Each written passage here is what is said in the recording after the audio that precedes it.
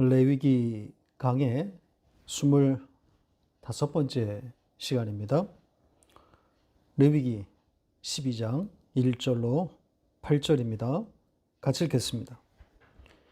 여호와께서 모세에게 말씀하여 이르시되 이스라엘 자손에게 말하여 이르라. 여인이 임신하여 남자를 낳으면 그는 이레 동안 부정하리니 곧 월경할 때와 같이 부정할 것이며 여덟째 날에는 그 아이의 포피를 벨 것이요 그 여인은 아직도 33일을 지내야 산혈이 깨끗하리니 정결하게 되는 기한이 차기 전에는 성물을 만지지도 말며 성소에 들어가지도 말 것이며 여자를 낳으면 그는 2일에 동안 부정하리니 월경할 때와 같을 것이며 산혈이 깨끗하게 되면 66일을 지내야 하리라. 아들이나 딸이나 정결하게 되는 기한이 차면 그 여인은 번제를 위하여 1년 된 어린 양을 가져가고 속죄제를 위하여 집 비둘기 새끼나 산 비둘기를 회막문 제사장에게로 가져갈 것이요 제사장은 그것을 여호와 앞에 드려서 그 여인을 위하여 속죄할지니 그리하면 산혈이 깨끗하리라. 이는 아들이나 딸을 생산한 여인에게 대한 규례니라. 그 여인이 어린 양을 바치기에 힘이 미치지 못하면 산 비둘기 2마리나 집 비둘기 새끼 2마리를 가져다가 하나는 번제물로 하나는 속죄 제물로 삼을 것이요 제사장은 그를 위하여 속죄할지니 그가 정결하리라. 아멘. 부정한 것에 대한 규례 두 번째 이야기입니다. 첫 번째 규례는 하나님의 백성이 먹어야 할 것과 먹지 말아야 할 것에 관한 이야기였습니다. 지난주에 살펴보았던 내용이지요. 하나님의 백성에게 부정한 여러 동물에 대한 이야기였습니다. 동물 그 자체에는 어떤 의미도 부여하지 않았다고 그랬지요. 하나님의 백성과 관련해서 읽으라는 뜻인 겁니다. 부정한 것과 그렇지 않은 것을 구분한 하나님의 의도, 그 하나님의 뜻이 무엇이라 그랬습니까?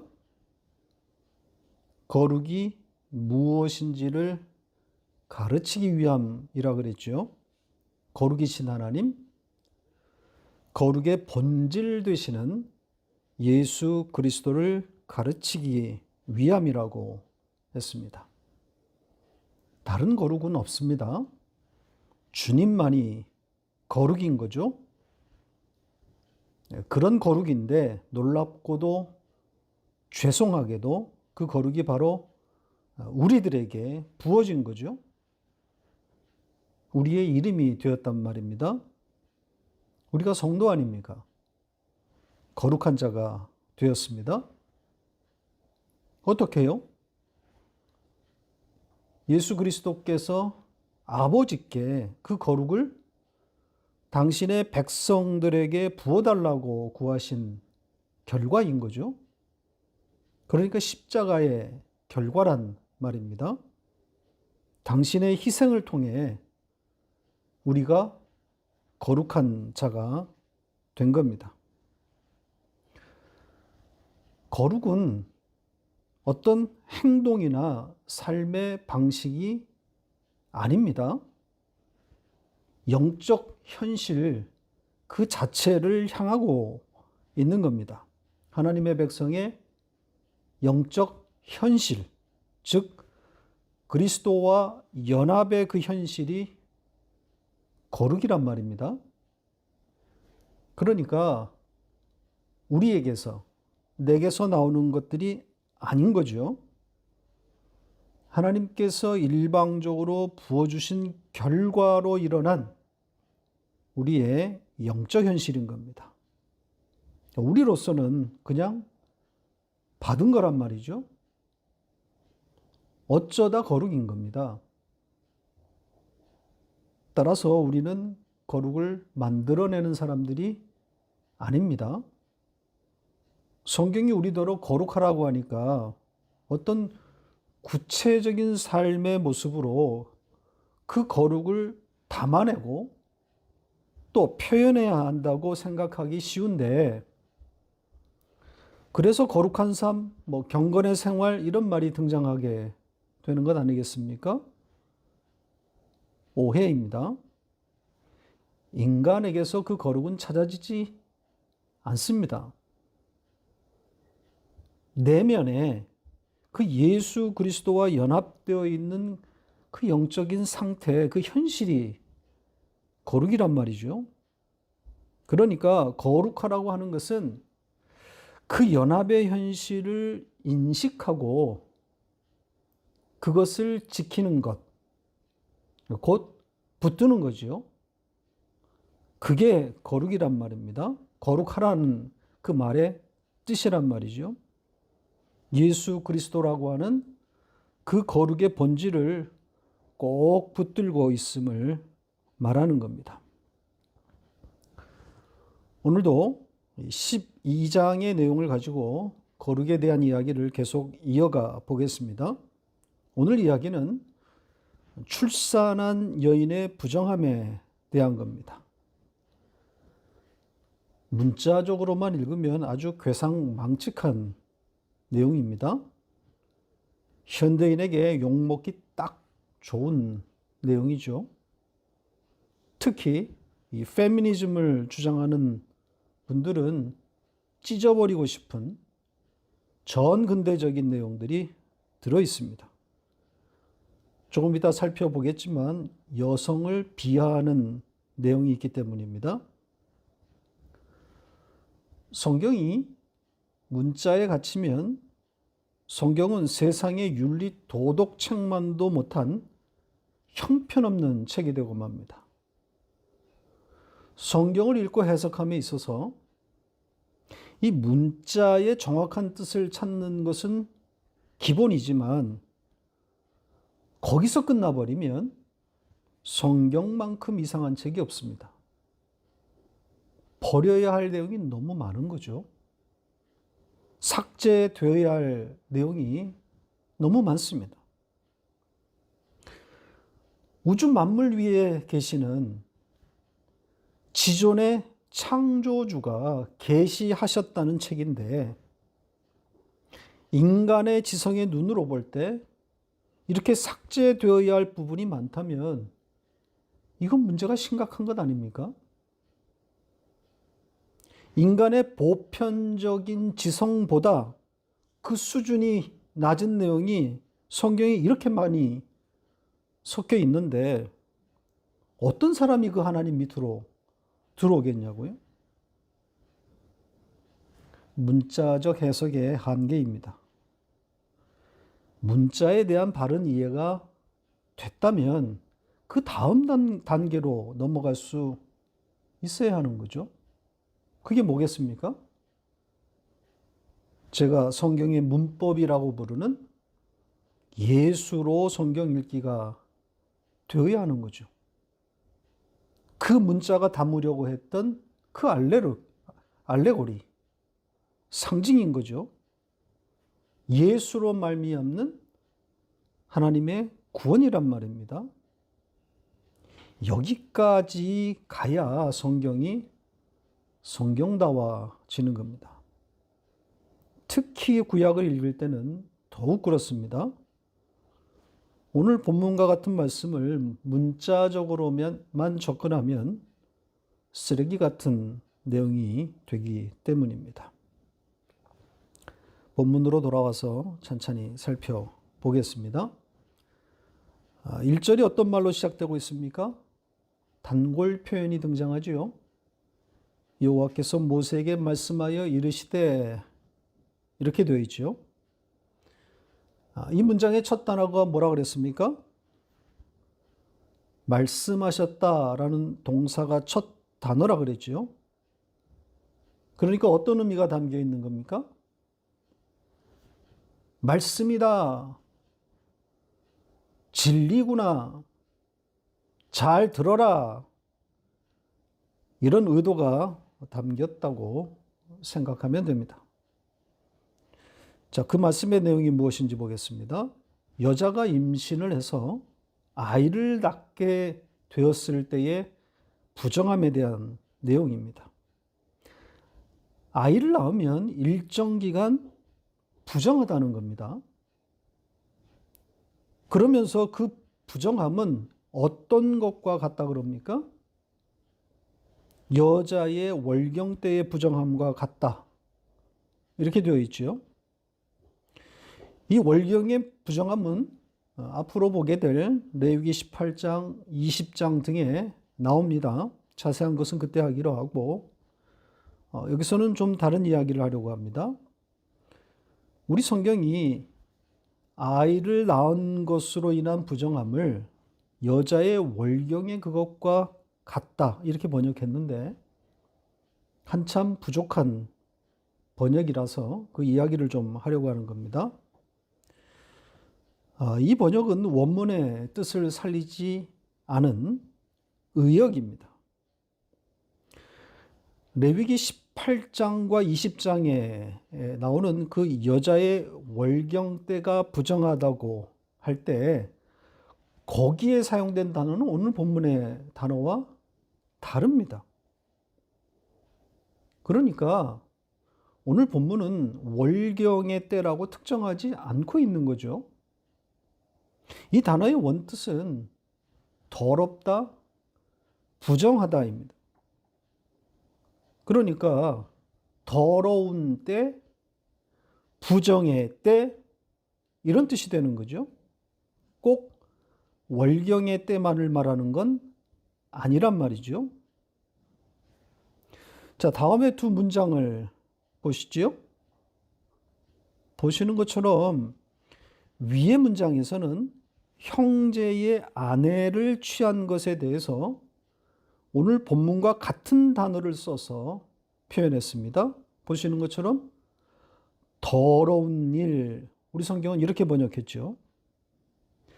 그리고 아래 문장인 민수기 19장에서는 죽은 사람의 시체를 만져 부정하게 된 일을 이렇게 돌이키는, 정결케 하는 그 예식에 관한 말씀인데 물로 씻어서 정결하게 하라고 그러지요. 그때 사용되는 그 물을 표현할 때 오늘 본문에 그 단어를 썼습니다. 따라서 오늘 본문 12절에 그 단어를 월경의 때라고 국한시키는 것은 원문의 취지를 살리지 못한 겁니다.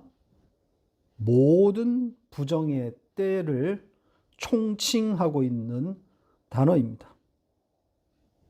자, 이렇게 여자가 아이를 낳으면 부정하게 되는데 며칠 동안 부정하다 그럽니까? 7일 이렇게 되어 있죠. 7일 동안이라고 되어 있습니다. 그런데 이 부정한 이 시간, 여기에 관련해서 아주 흥미로운 지점이 있습니다. 아들을 낳았을 때와 딸을 낳았을 때가 다르다는 겁니다. 아들을 낳으면 7일만 부정하지만 딸을 낳으면 2배의 기간으로 그 부정의 때가 늘어납니다. 14일이 부정하다 그러죠. 그러니까 아들을 낳은 때와 딸을 낳은 때의 규정이 다릅니다. 이 다름은 이어진 규정에도 계속되고 있습니다. 아들을 낳으면 8일째 할례를 행하게 되는데 그 8일째로부터 다시 33일이 지나야 산혈이 깨끗해진다 그러지요. 왜 산혈이라고 했는지 모르겠습니다. 그냥 피입니다. 자, 그런데 딸을 낳으면 그 기간이 역시 2배로 늘어납니다. 그래서 66일이 지나야 그 피가 깨끗해진다고 그럽니다. 이 피가 깨끗해질 때까지 산모는 성물을 만질 수도 없고 성소에 들어갈 수도 없습니다. 이 부분은 좀 생각해 볼 내용이 있는데요. 여인이 성소나 성물을 접할 수 있었다는 그런 추측이 가능하기 때문입니다.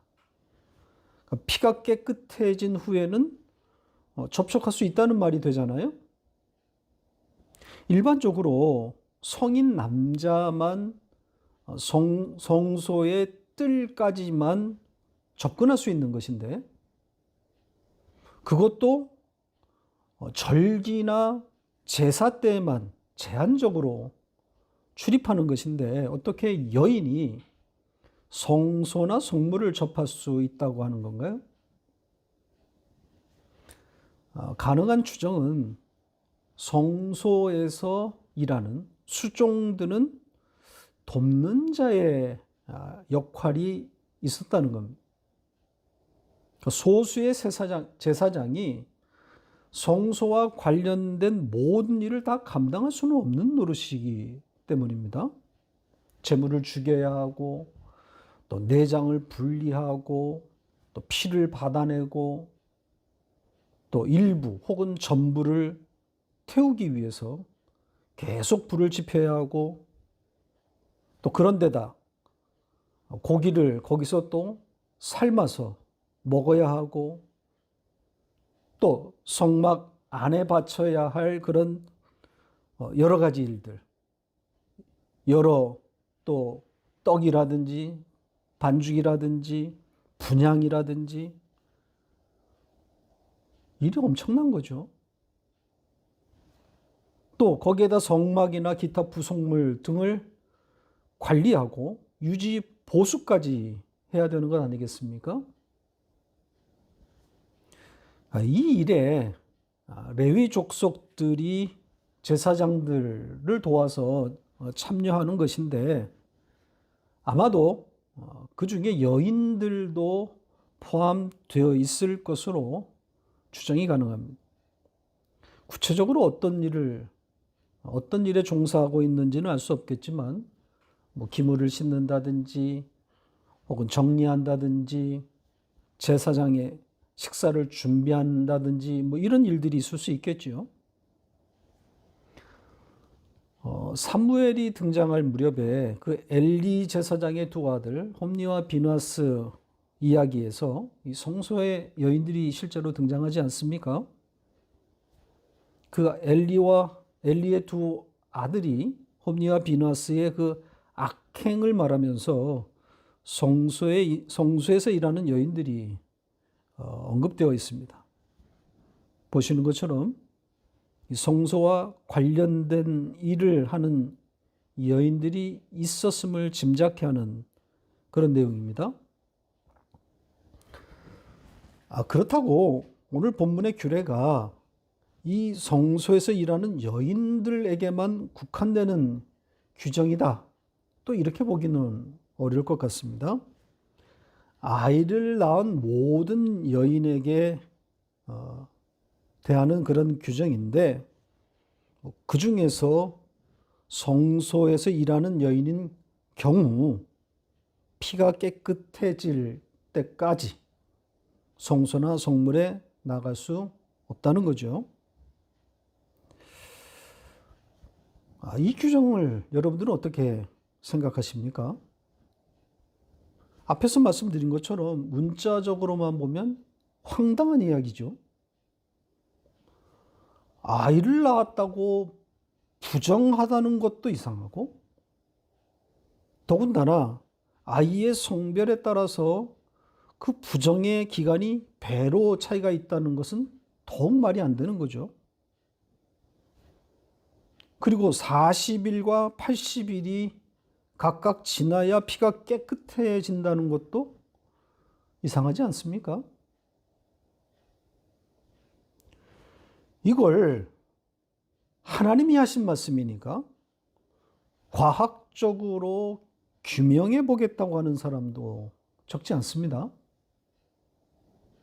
문자적인 뜻에 매달려서 그 날들이 분명 산모의 건강과 관련 있을 것이다, 이렇게 생각하는 거죠. 사내 아이를 낳으면 40일이 지나야 몸이 정상으로 돌아오고, 여자아이를 낳으면 80일이 지나야 한다는 겁니까? 이런 바보 같은 접근이 어디 있습니까?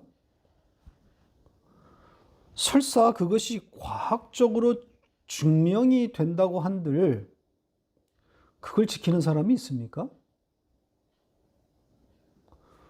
오늘날 기독교 학문을 한다는 사람들이 성경을 이런 방식으로 접근하고 있습니다. 성경을 과학으로 풀어보겠다는 거죠.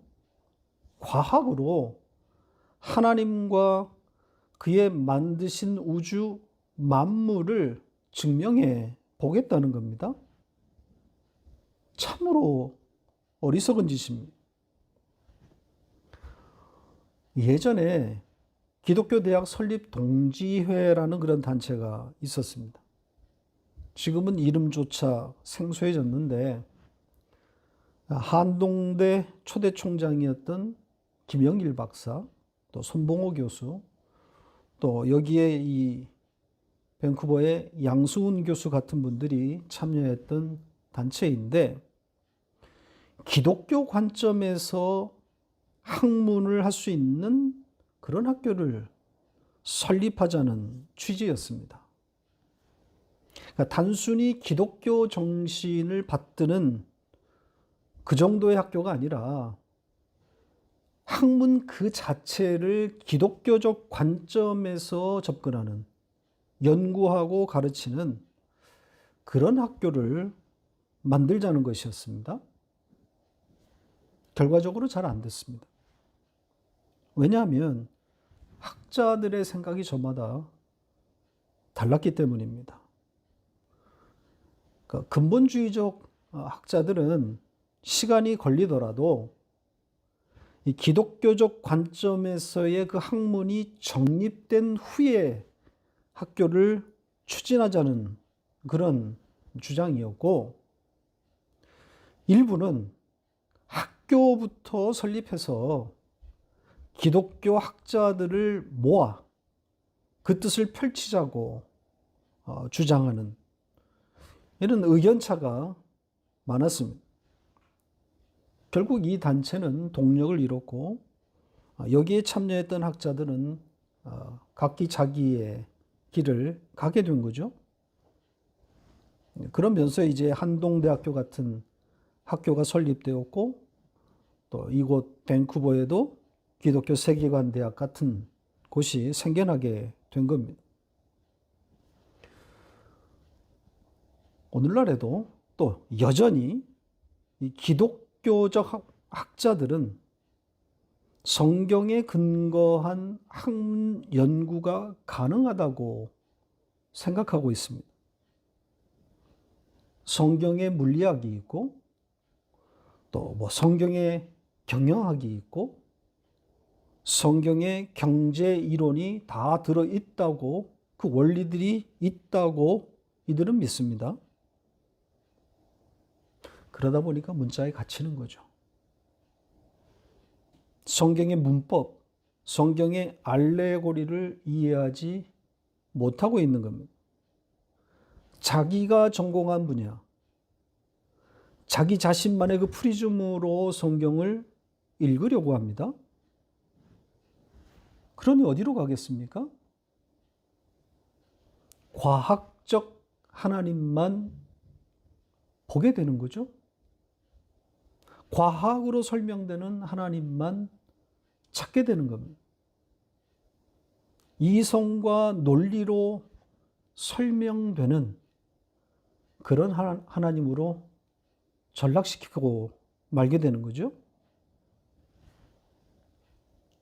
기독교적 학문의 한계입니다. 제가 말하고 싶은 것은 과학을 버리라는 것이 아니라 과학으로 하나님을 제한하지 말아야 한다는 뜻입니다. 문자에 하나님을 가두지 말아야 하는 거죠. 그 문자를 통해서 하나님이 담으려고 했던 그 알레고리를 볼 수 있어야 하는 겁니다. 그 문자가 상징하는 본질, 바로 예수 그리스도를 봐야 하는 거죠. 이걸 알아야 이 성경의 문법이 이해되어야 오늘 이야기가 해석됩니다. 아들과 딸이 왜 차별되어야 하는지, 왜 아이를 낳은 것이 부정한 것이 되는지, 또 피가 깨끗해진다고 하는 것은 무슨 뜻인지, 전부 예수 그리스도와 관련되어서 연관지어서만 풀리는 그런 이야기란 말입니다. 성경이 다 그래요. 다 예수 그리스도의 이야기란 말이죠. 복음입니다. 딸을 낳았을 때의 부정이 아들의 그것과 2배의 차이가 난다는 것은 딸에 대한 가치를 두지 않겠다는 뜻입니다. 이 흐름은 성경의 일관된 관점입니다. 남자 중심, 아들, 그것도 맏아들에게 모든 것이 맞춰져 있지 않습니까? 뭘 말하는 거겠어요?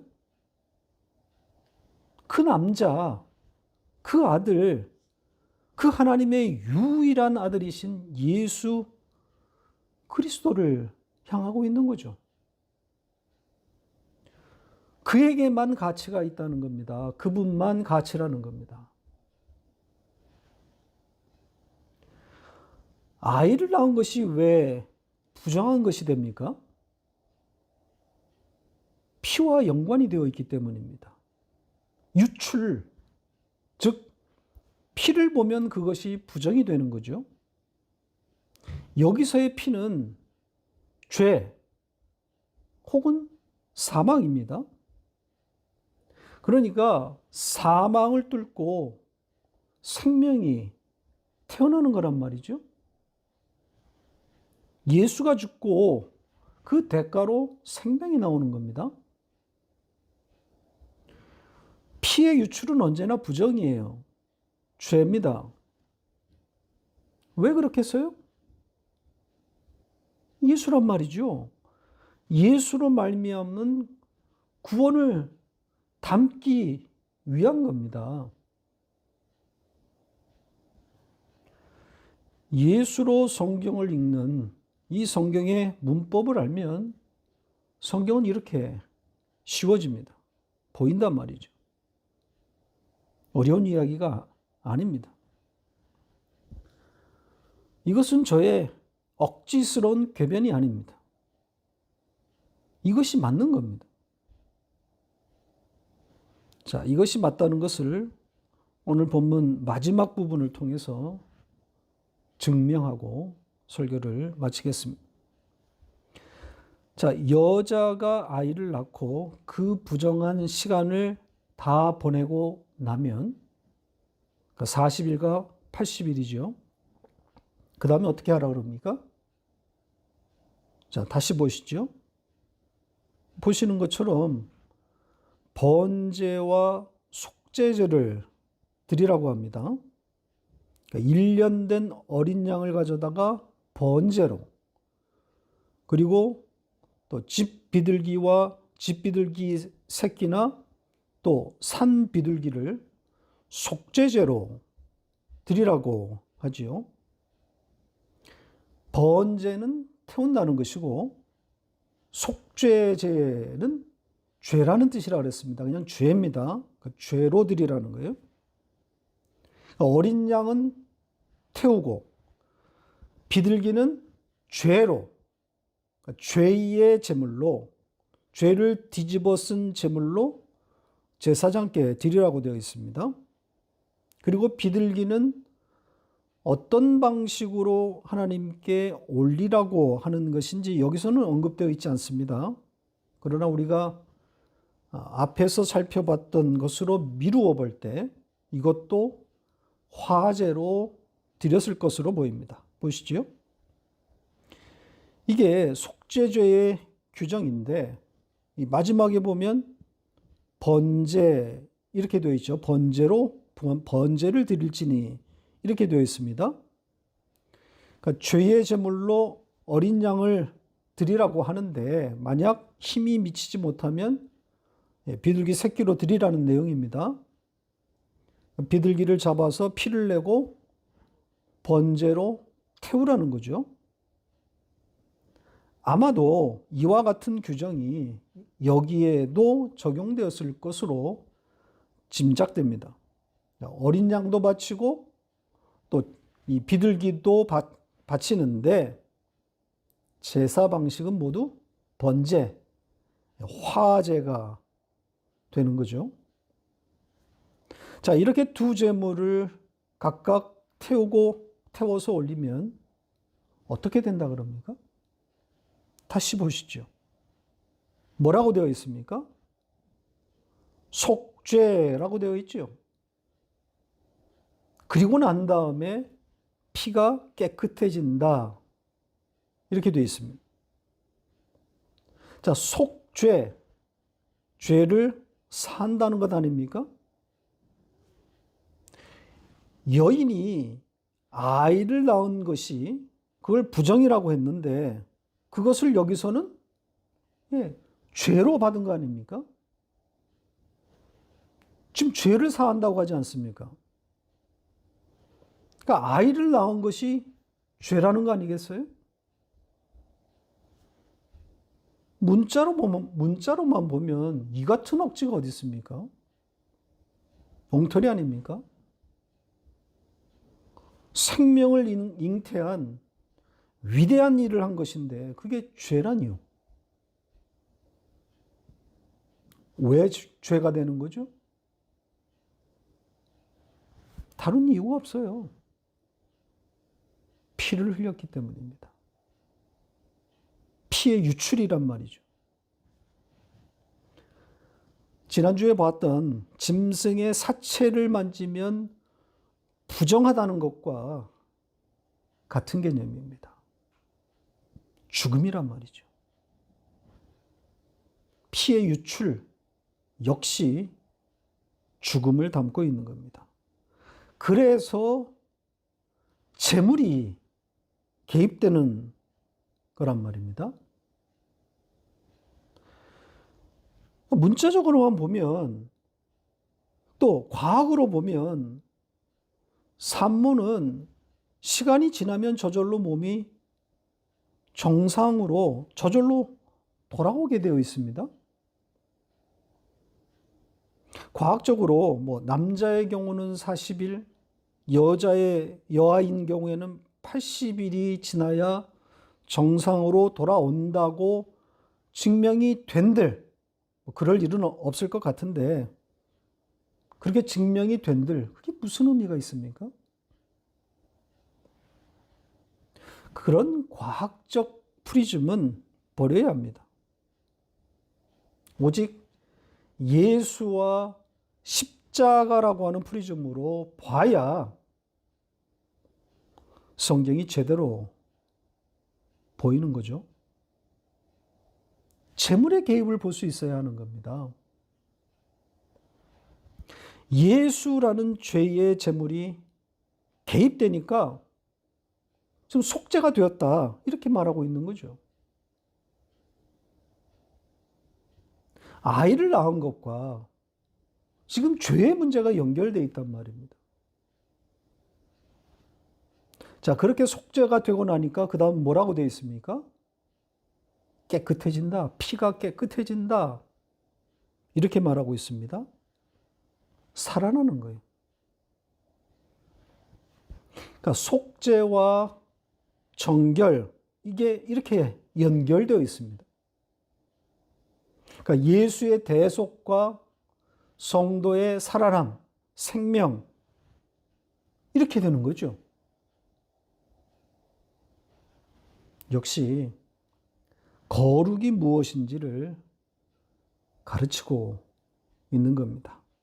제물이 드려져야, 제물이 개입되어야 거룩이 된다는 겁니다.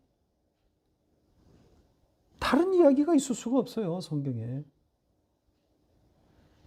성경은 온통 이 거룩을 말하고 있단 말입니다.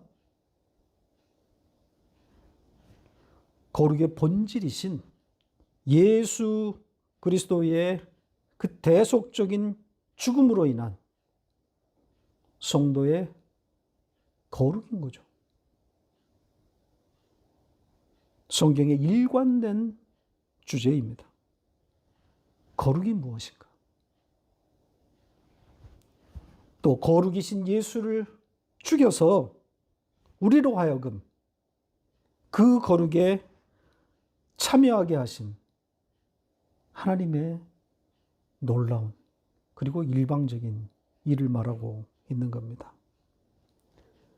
내가 거룩하니 너희도 거룩하라. 그 거룩을 보면서 그리고 내게 일어난 그 일, 내가 어떻게 거룩한 자가 되었는지를 반복적으로 확인하라는 거죠. 하나님이 거룩함으로 우리도, 그 거룩에 참여한 우리도 그 거룩을, 우리에게 일어난, 우리의 내면 가운데 이미 들어와 있는 그 거룩을 바라보라는 겁니다.